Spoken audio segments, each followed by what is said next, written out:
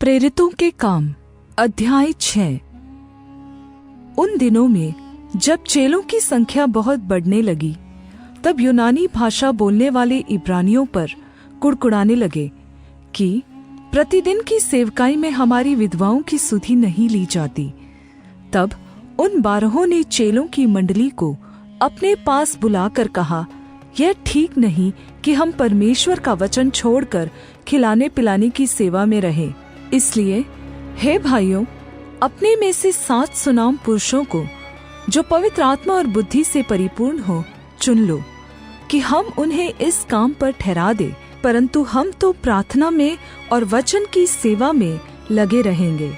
यह बात सारी मंडली को अच्छी लगी और उन्होंने स्तिफनुस नामक एक पुरुष को, जो विश्वास और पवित्र आत्मा से परिपूर्ण था, फिलिपुस, प्रुखुरुस, निकानोर, तीमोन, परमिनास और अंताक्या वासी निकोलाउस को, जो यहूदी मत में आ गया था, चुन लिया और इन्हें प्रेरितों के सामने खड़ा किया।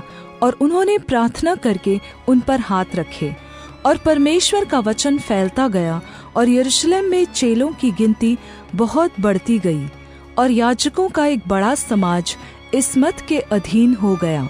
स्तिफनुस अनुग्रह और सामर्थ्य से परिपूर्ण होकर लोगों में बड़े बड़े अद्भुत काम और चिन्ह दिखाया करता था। तब उस आराधनालय में से, जो दासत्व मुक्त कहलाती थी, और कुरेनी और सिकंदरिया और किलिकिया और आसिया के लोगों में से कई एक उठकर स्तिफनुस से वाद विवाद करने लगे, परंतु उस ज्ञान और उस आत्मा का जिससे वह बातें करता था, वे सामना न कर सके।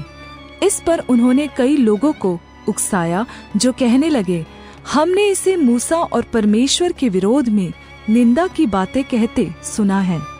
और लोगों और प्राचीनों और शास्त्रियों को भड़काकर चढ़ आए और उसे पकड़कर महासभा में ले आए और झूठे गवाह खड़े किए, जिन्होंने कहा, यह मनुष्य इस पवित्र स्थान और व्यवस्था के विरोध में बोलना नहीं छोड़ता, क्योंकि हमने उसे यह कहते सुना है कि यही यीशु नासरी इस जगह को ढा देगा और उन रीतियों को बदल डालेगा जो मूसा ने हमें सौंपी हैं।